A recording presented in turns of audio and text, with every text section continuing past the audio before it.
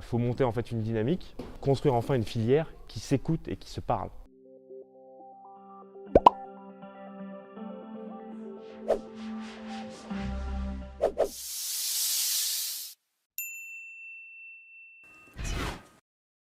À force de faire du terrain dans mon territoire, j'ai rencontré un certain nombre d'élus locaux, jusque-là tout va bien pour un sénateur, sauf que ces élus locaux ont fait ressortir à la fois l'esprit de fatalité, de résilience face à un arsenal juridique qui a été modifié, à la fois sur l'apparition d'un PLUI dans leur com de com, ou encore, tout simplement, encore plus récemment, la ZAN, la zéro artificialisation nette.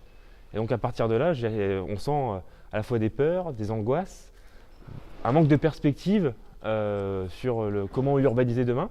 Donc là, je me suis dit, je suis allé rencontrer des architectes, et donc au fur et à mesure des échanges, je me suis dit, faut monter en fait une dynamique, et donc pourquoi pas une année internationale de l'architecture pour mettre à la fois en vitrine ce qu'on a réussi en France, donner aussi d'autres réussites, peut-être mettre en lien des acteurs, et puis construire enfin une filière qui s'écoute et qui se parle.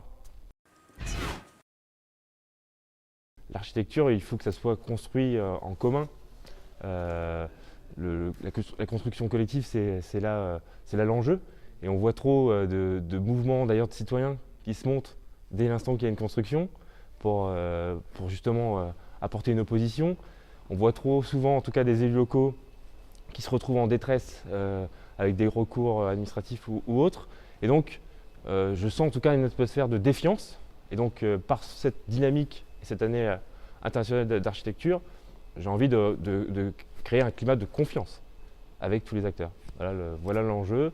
La feuille de route, elle est simple, prendre son bateau de pèlerin, rencontrer les acteurs, en particulier, dans un premier temps, le ministère de la Culture, dans un second temps, les acteurs comme les associations des départements de France, des régions de France, l'AMF aussi, l'association des maires de France.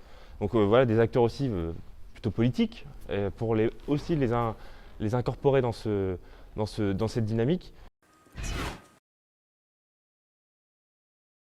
Force est de constater quand même qu'un politique peut se retrouver aussi parfois en confrontation directe avec un public qui n'est pas forcément conscient des enjeux. Et donc on a besoin en fait d'un agglomérat, et donc c'est pour ça que c'est une bataille culturelle, avec des artistes qui embarquent les citoyens et les citoyennes sur l'écologie culturelle.